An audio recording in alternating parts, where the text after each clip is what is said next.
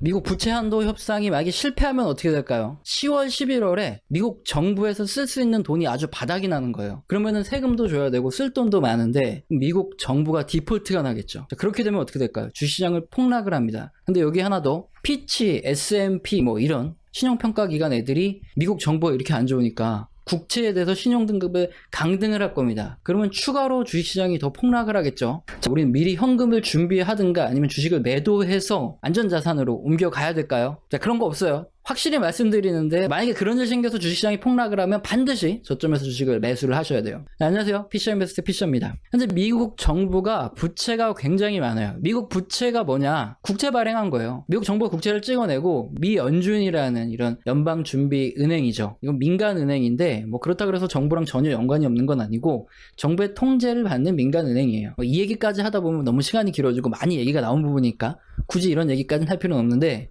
어쨌든 지금 미국 정부가 발행한 국채가 약 28조 달러입니다. 근데 이게 왜 문제가 될까요? 미국 공화당하고 민주당이 있죠. 얘네들 둘이 합의를 했어요.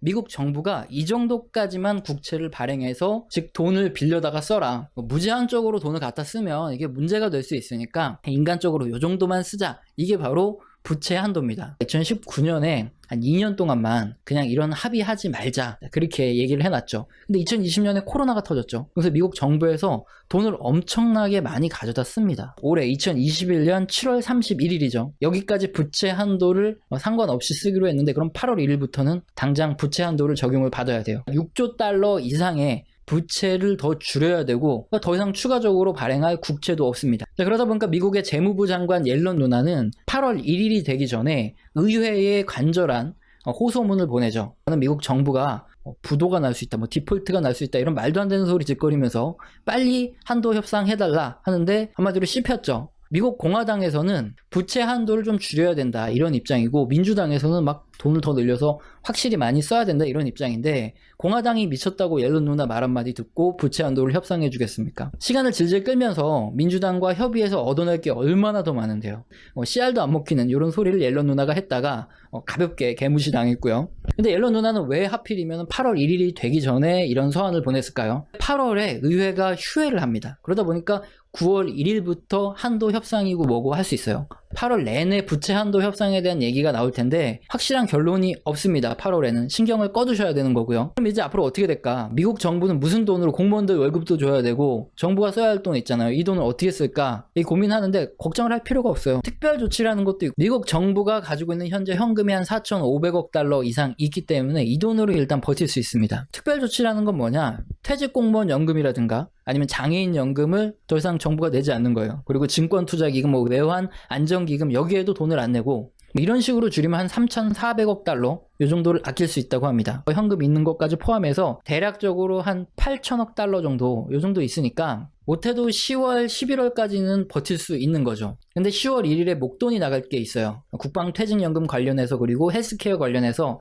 반드시 1,500억 달러를 지출을 해야 됩니다. 이렇게 미국 정부가 쓰는 돈이 굉장히 많다 보니까 한 10월이라든가 11월 정도 되면 추가로 더 국채를 발행해서 돈을 더 빌리지 않고는 미국 정부 돈이 바닥이 난다는 거죠. 그렇게 되면 공무원들 급여를 지급할 수 없으니까 셧다운이라는 걸 해요. 공무원들은 무급휴직에 들어가서 집에 가서 노는 거고요. 주요 기간 빼고는 전부 다 공무원들이 일을 안 합니다. 이 기간이 길어지면 미국 정부가 멈춘 거니까 경제에도 심각한 타격을 받겠죠. 그래서 그 사이 민주공화 양당 간에 부채 한도를 더 늘리는 협상을 진행을 하게 되는 겁니다. 그렇다 보니까 부채 한도 협상에 실패를 해서 10월, 11월 셧다운까지 하게 되면 당연히 주식시장이 급락을 하게 됩니다. 지난 2013년에도 지금과 똑같은 일로 부채 한도 협상 문제 때문에 정부가 셧다운을 했고 여기에 피치라든가 아니면 S&P 같은 이런 신용평가기관이 미국 국채에 대해서 등급을 좀 부정적으로 얘기하겠다 뭐 이런 얘기가 나왔어요. 그러면서 주식시장이 폭락을 했죠. 그런데 그 다음에 어떻게 됐느냐? 당연히 부채 한도 협상 통과가 됐고요. 주식시장 다시 급반등을 했습니다. 그럼 이번에는 달라질까요? 아닙니다. 절대 달라지는 거 없어요.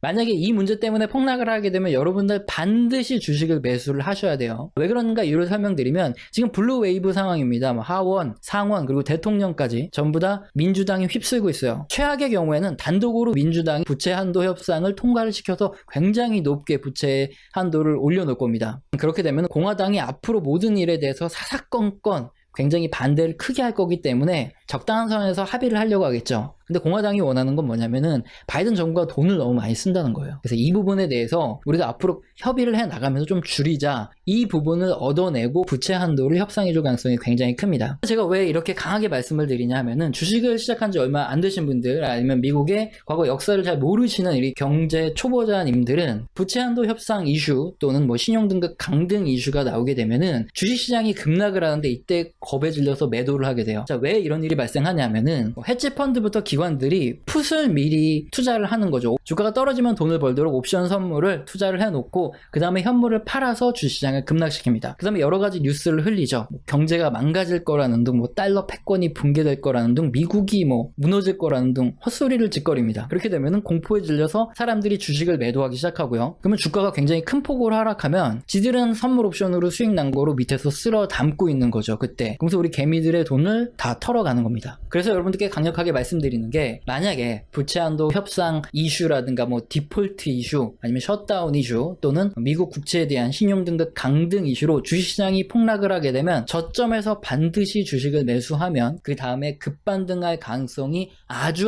높습니다. 이럴 때 돈 안 벌면 언제 돈 벌겠습니까? 그러니까 반드시 기억해 두셨다가 이런 일이 생기면 땡큐 하고 주식 매수를 하시기 바랍니다. 오늘 영상도 마음에 드셨다면 구독과 좋아요는 꼭 눌러주시고요. 지속적으로 시청 부탁드립니다.